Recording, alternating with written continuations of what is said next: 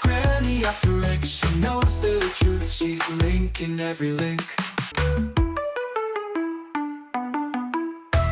I've seen a lot of stuff on the internet all about how it's very odd that all those keffiyeh-wearing free Palestine lot are prepared to accept a whole lot of completely false and sometimes bizarrely inflated figures about deaths in Gaza and are paying no attention whatsoever as to what's going on in Iran.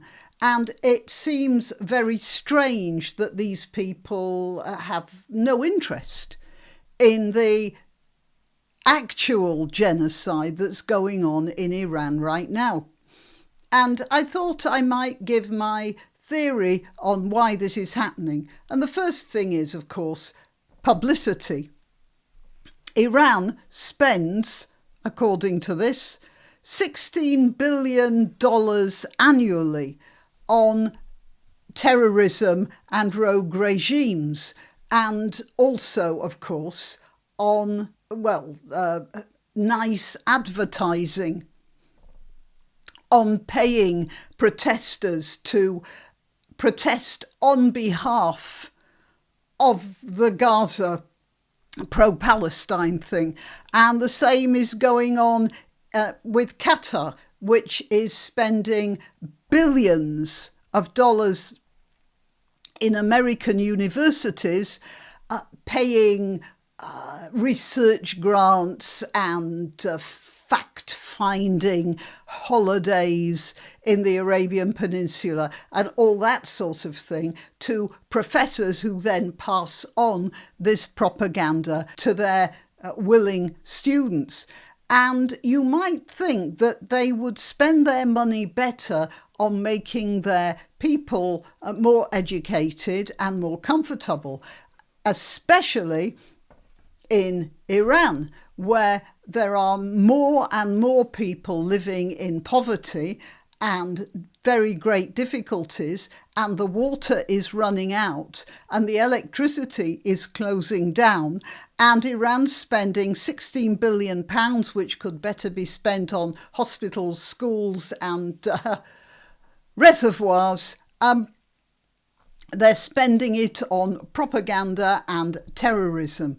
A lot of people in the West probably cannot imagine that this is going on, that their brains are being turned in this way, which requires enormous amounts of money, because they can't imagine their governments doing this sort of thing just because they hate another country. Even America during the Cold War, when they really didn't like the Soviet Union, they were spending their money on defences, perhaps, and on wars that they didn't seem to come to grips with, like Vietnam, for instance. But they weren't spending it in the sort of quantities in relation to the American economy that these countries are spending on plain terrorism. So I just want to go through a few things that might tell you why so many Muslim countries have this visceral hatred of Israel to the extent that they will starve their own children in order to sock it to the Israelis whenever they get the chance.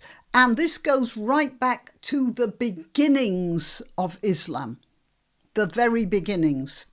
And once I heard Mossab, Hassan Youssef, the Green Prince. He was the son of one of the founders of Hamas. And he was talking about the Gazan situation. And he said something that really hit me in the face. He said, "I'm not a Palestinian. I am an Arab." And that sent chills through me. It sends chills through me now. He was proud of being an Arab, and so he should be. And the problem with all Muslim cultures now, but especially the Arab culture, is that people have stopped being proud of being Arabs and started being proud of being Muslims. And that's not the same thing. Now, I want to tell you why the Arabs are so admirable as Arabs. Think of where they lived. I have a map here. This part of Arabia is called the Empty Quarter. It's called the Empty Quarter for a reason. Arub al-Hali looks like this. If you think that reminds you of pictures of Mars, you would be very right. And if somebody dropped you in that landscape there, you would stand about as much chance of survival as you would if somebody dropped you on Mars without a spacesuit. The only thing is, mercifully, you would die quicker on Mars. It's a terrible, awful, hostile, murderous and completely pitiless environment. And anyone who survives there deserves your admiration. Really. That's not the only part. Of course, there's the Empty Quarter here, and then there's this bit here, which is actually called the Death Quarter, the Hadramaut. Hadra means he came. It means came, and Maut means death. Now there's only one other place in the whole of Western civilization that I know of where they name an area as just being instantly associated with death, and that's Death Valley in America, and that comes much later. These people survived around this area because, I want to remind you, the whole of the peninsula is no picnic. And this is the worst of it, this area here. But it's no picnic anywhere here. And the people who lived there had to fight the most appalling and terrifying of landscape. And the only way they survived was by knowing where the wells were. When you had water, you could survive. Now, we here in the West, we don't worry too much about water. I mean, in general. When the Yamnaya, the early Indo-Europeans, spread out, they spread west and then they spread east. They were most likely organised in clans and families. If one family took over the area of another family, if they turned out to be a bit more aggressive or whatever, then the first family would just move on further up the river or further into the woods or somewhere. They would not automatically die if they'd been kicked out of a river settlement. They'd just find another river, another wood, somewhere else. And that's what's in our minds, our Western mentalities. There's always somewhere else where we can set up shop, just cut down some more sticks and make ourselves huts and carry on with our sheep and cows or whatever. You try doing that here.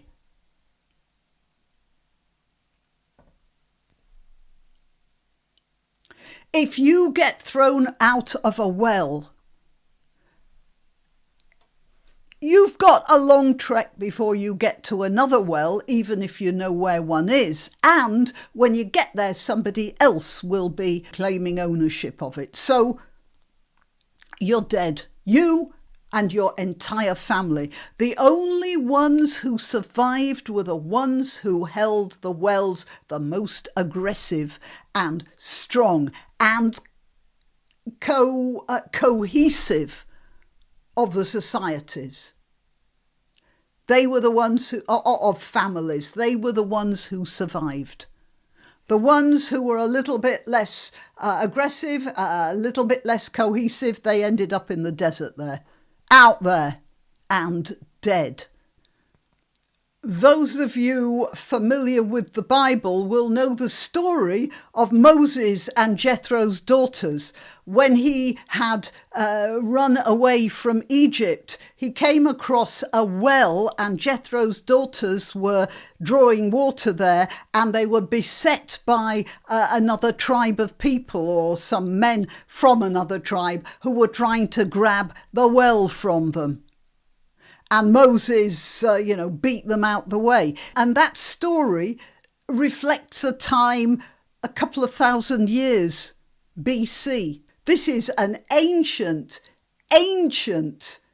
bit of mental programming. These people survived in these conditions. That is completely admirable. The problem arises when Islam took over these people and their local religions. It worked all right in the desert, but as soon as it got into towns and cities and other places, it ruined everything. Libya and most of North Africa, Egypt, they were the breadbaskets of the Roman Empire. Within a few generations, their agricultural systems started to fail because Islam cannot deal with an agricultural system. Nearly every Muslim country that I can think of right now has really bad agriculture. They don't have that tradition, and the family structure, the Muslim family structure, doesn't help either. Now, Egypt and Libya are net importers of grain from the Ukraine, interestingly enough, the place where the Yamnaya culture started. Just think what this will do to your mentality if this is every day, your daily battle.